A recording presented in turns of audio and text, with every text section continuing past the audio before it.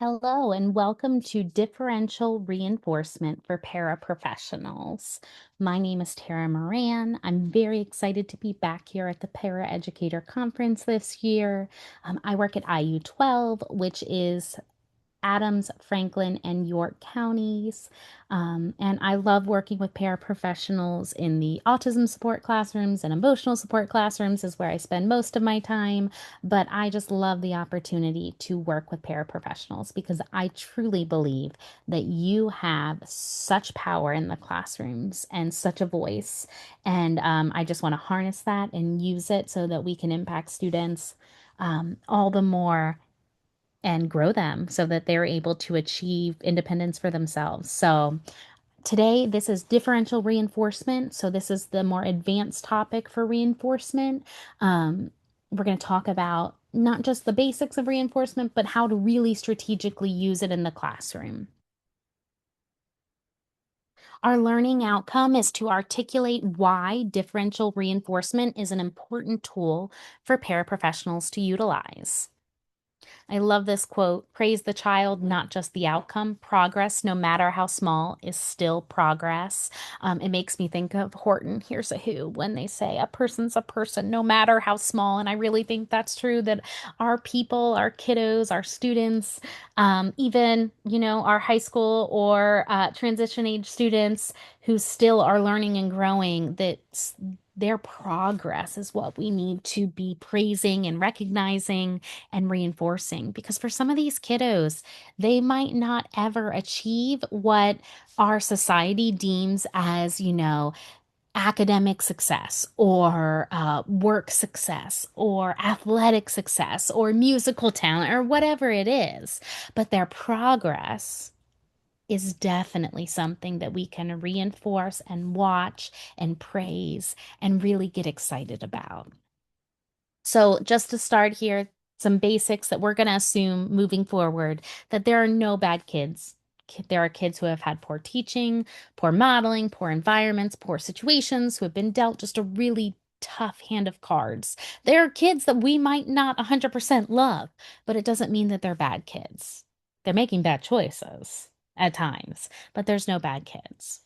And we cannot make a student do what we want. If I could, I probably wouldn't be here today presenting. I might be, doing the circuit, the tour of the United States, sharing everything I know. I do not have that secret yet. We cannot make students do what we want.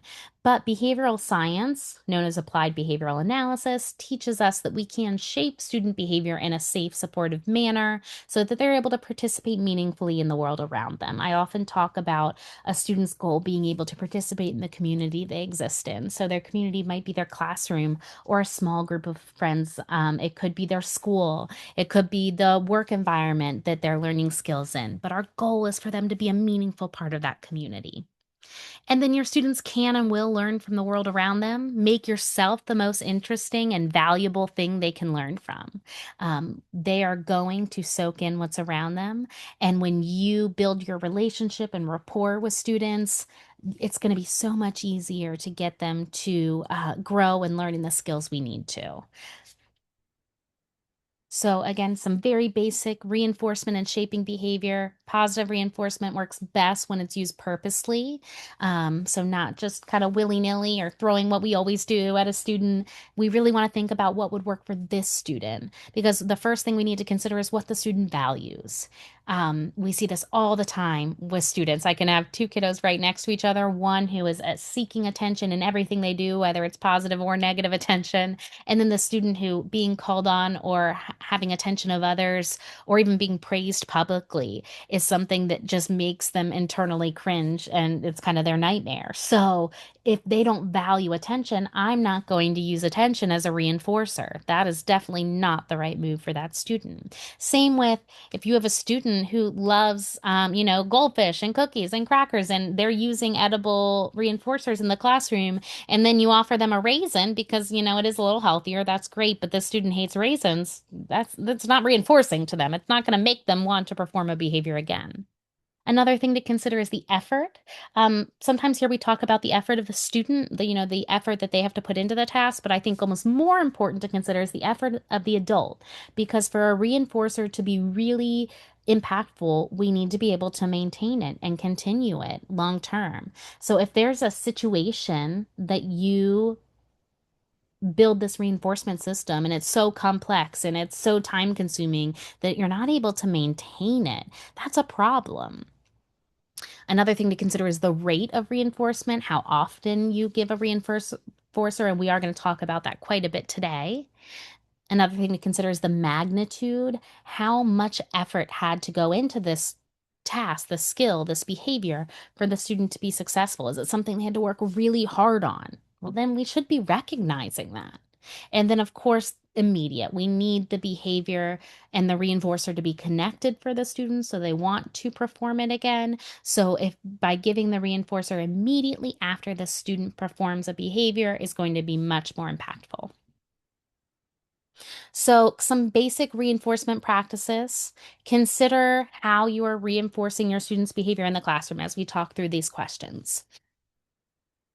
Are you layering reinforcement?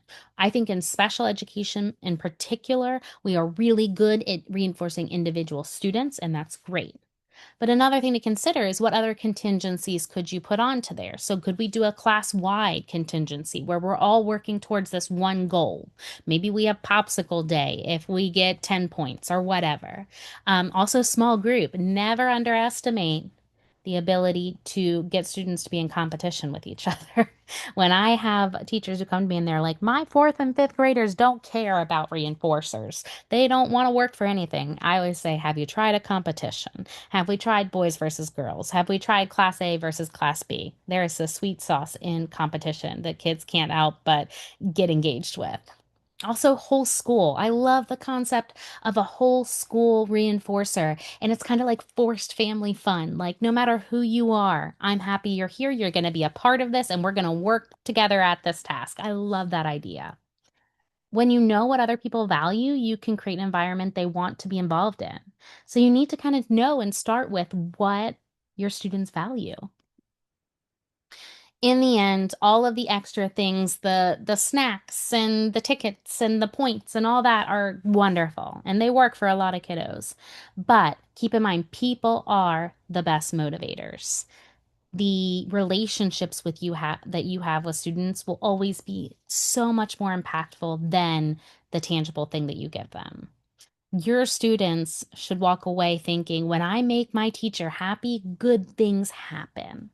So remember that, all those extra things are good, but when you can be involved in the reinforcer, it's going to be that much more impactful. So, differential reinforcement. What is this? This is kind of why you're here today. In layman's terms, when I do hard things well, good things happen, right? So, when I achieve something that was really hard for me, good things follow. What does this look like in our everyday life? Well, when somebody achieves something that's a really big deal, we make a big deal of it. When you have a student who is able to bring up their grade, and when you have a student who is able to, participate in gym class, and that was a big deal for them, we're going to make a big deal of it. Again, the basic concept is that when a student does what we want, we reinforce. But the differential reinforcement takes it almost another level. We say the level of reinforcement is based on the performance or effort. Sometimes it's not even based on what they achieved. Because again, remember, some students might not ever get straight A's. But for some students, a C or a B is like a major exciting thing for middle school when they're switching classes and have to keep track of their materials or whatever it is. Think about your student and what would be a big deal for them to try. There are subcategories in differential reinforcement that sometimes go into detail about, choosing replacement behaviors or incompatible behavior. And these are all important conversations, but I think for the sake of today and the short amount of time we have together, it'd be more impactful for you to think about how you can level your reinforcers, including yourself, to impact your students the most. I feel like that would be the best use of our time. So let's start by brainstorming. I'm going to give you a gift of an example. I'm going to give you a gift. No, I will give you lots of gifts, but I'm going to give you an example of a positive reinforcer. And I want you to think for a moment. This is hard because we're on a video, but just use this as like a processing pause. Think of an example of something less reinforcing and something more reinforcing. We'll do a few examples. So let's start with just a goldfish. Your student achieves an answer in their cards, their language cards in your early learner classroom, and you give them a goldfish. What will be less reinforcing than a goldfish? Well, again, if we go back to that student with the raisins and they don't like raisins, then yeah, a raisin will be a lot less reinforcing. Or maybe you have a student who's really motivated by those edible reinforcers and you just give them a high five. Well, that's probably less motivating than the goldfish in the moment. What will be more reinforcing? Maybe a handful of goldfish, maybe a nerd's gummy cluster. Maybe this is a kid who really does love connection and attention. And, getting a big squeeze is an awesome reinforcer for them.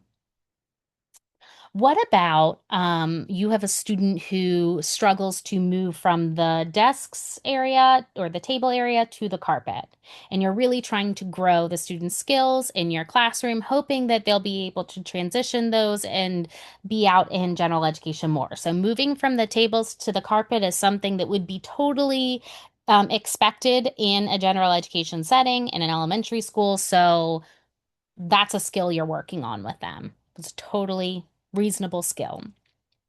And the student has been working on this a lot, and you get lots of reminders and you've practiced a lot. And then today, on a random Wednesday, they are able to move from the desk to the carpet without doing 5 laps and running and yelling and sprinting and knocking over peers. And so this is a big deal, right? The student finally achieved this with no extra prompts or reminders. So you give them a high five and say, "Great job. I'm so proud of you." What will be less reinforcing than that?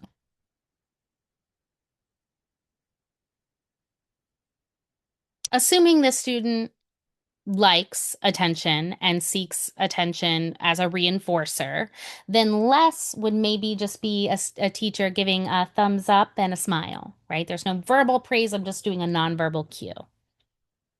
What would be more reinforcing than me giving a high five and saying, "Great job. I love how you moved from the desk to the carpet. That's awesome." I love the concept of engaging other adults as well. So if there's another paraprofessional or support staff in the classroom or related provider, I could say, "Oh my goodness, did you see?" I'm saying this out loud where the student can hear me. "Did you see how Johnny moved from his desk to his carpet? That's so awesome. We've been working on this. I'm so proud." Bringing another adult into the conversation is going to make that student just glow all the more. So, when we're thinking about reinforcement, another thing to consider is the schedules of reinforcement. Sometimes this can be talked about similarly as the variable ratio. If you're in any of those early learner classrooms with autism support students, you might see a poster on the wall that says VR 3. Well, what that means is it's literally how often we are going to give a reinforcer for that student. We've kind of calculated out what they need to be successful. So there's some different ways we can talk about different types of schedules of reinforcement. The first is continuous reinforcement, and this one is the easiest because it's basically reinforcer is provided every single time the behavior occurs. So anytime I respond to a question, I'm going to get a reinforcer. Doesn't necessarily mean it's the same reinforcer every time, but I'm going to get a reinforcer every time because that is something we're working on is me responding to an adult's question. Ratio reinforcement is after a certain number of occurrences. So this is that variable ratio where we're going to decide how long we can push a kiddo in terms of the number of responses or number of tasks or number of behaviors before we reinforce.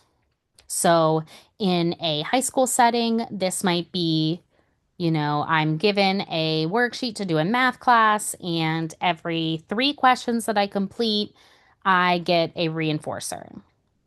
In a kind of transition work skills environment. Maybe this is I'm working in our school-based coffee shop, and every 2 orders I take, I'm going to get a break and a reinforcer.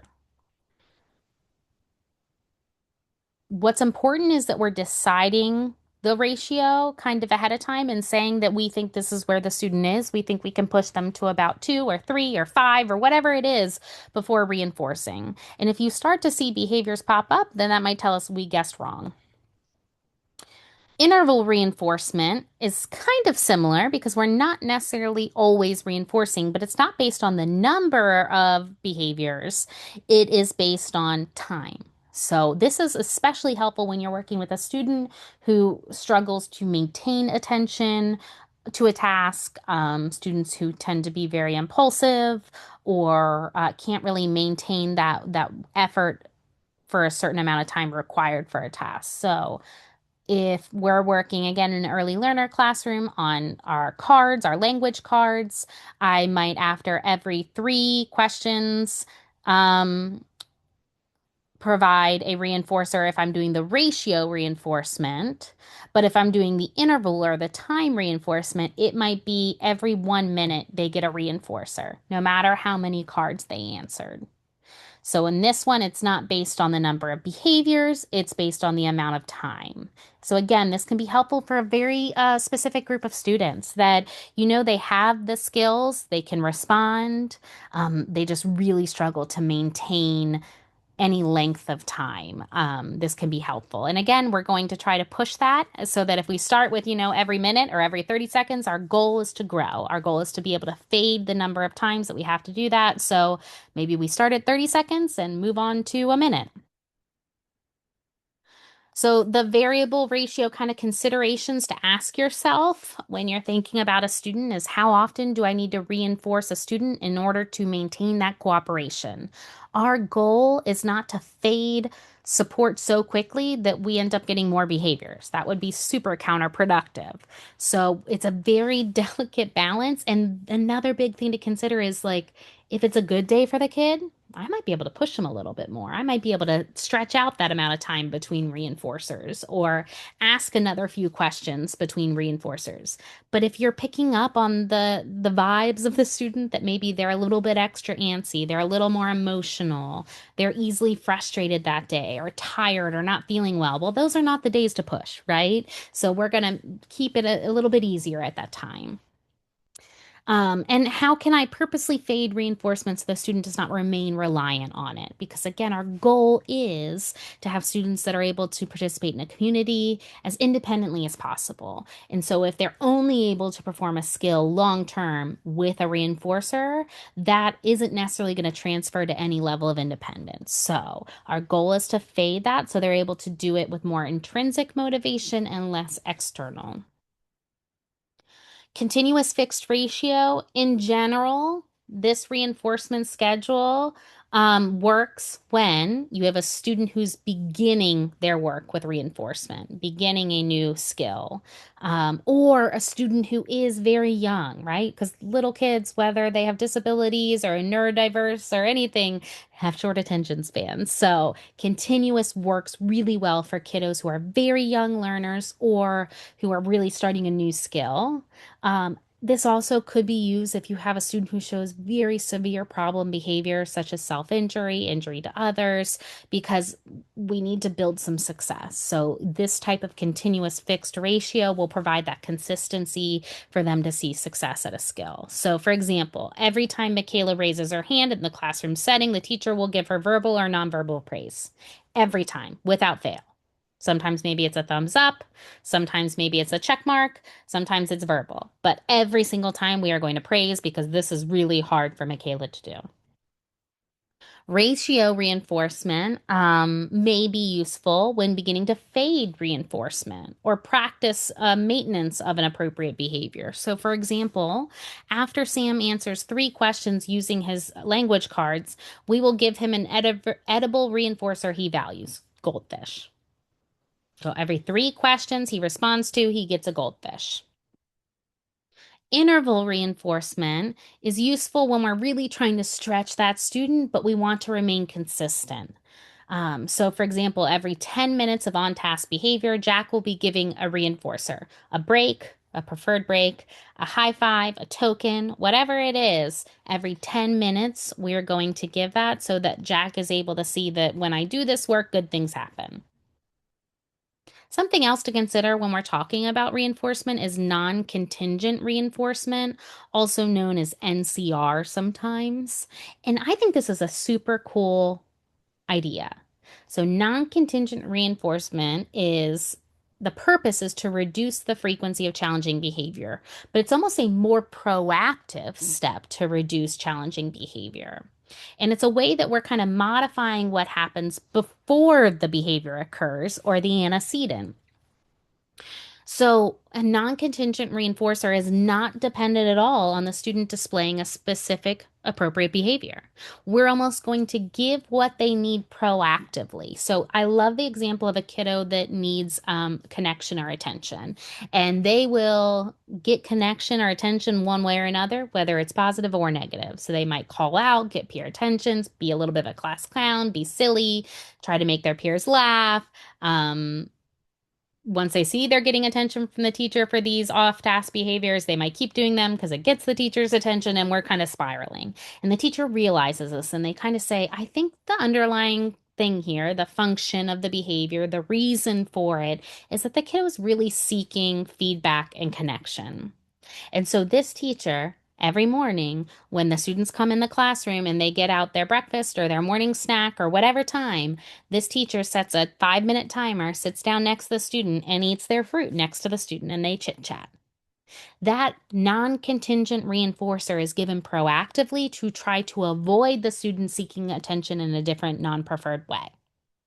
I kind of think this is a cool idea. Another great way that we utilize this a lot already is if you have a student who you know is very sensory seeking, um, we might give them a non-contingent sensory break in their kind of preferred form before a long task, like a writing assignment. We've had students where they really love that heavy work, that pressure that comes from like carrying something heavy. And so we will have them move textbooks back and forth on a shelf, and they think they're doing an important job, which is great. But actually, we don't need to move these textbooks. But they're getting that sensory break right before we come down and we do our whole group carpet lesson. Those types of things are really important to know. And to know them, you have to think back on, what is the underlying thing going on with this behavior? What's beneath the surface? What questions do I have about why the student is doing this?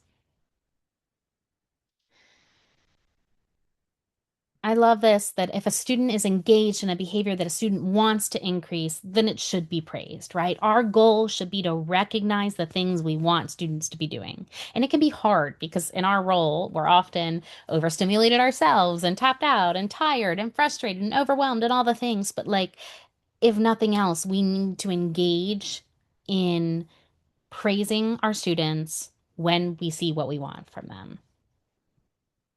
So, some things to consider, some generative questions for you. When have you already used differential reinforcement with a student? If you have not done this before, consider the other people in your life. I know with my own kids, I will say to them, like, hey, you go to swim lessons and participate, and you can go to a movie on the weekend. But if you level up in swim lessons and work really hard and gain all those skills you need, then maybe you'll earn that Lego set you're working towards. Those are two different rewards, both behaviors I want. One's a lot harder than the other. Maybe you use this with your spouse. I don't know. Maybe it's that like, hey, you loaded the dishwasher, thanks. But then, hey, I saw that you cleaned out that whole closet, which was a much bigger task. Thank you so much. And then I'm going to give you a hug as well. So like we do this so naturally as human beings with each other. Why is it important to consider the schedule of reinforcement when working with a student? So think back to why is it important to plan and know how often you need to reinforce a student? And the third question is, what is one way you can use non-contingent reinforcement with the students in your current setting? Think to the behaviors you see, maybe the functions of behavior that you've talked about, that underlying why or perceived motivation for a student behavior. What are some ways we could do non-contingent reinforcement as a proactive tool in our toolbox? Thank you for being here today. I'm so grateful for your work as a paraprofessional and grateful for you being here today to learn and can't wait to continue working with you in your role.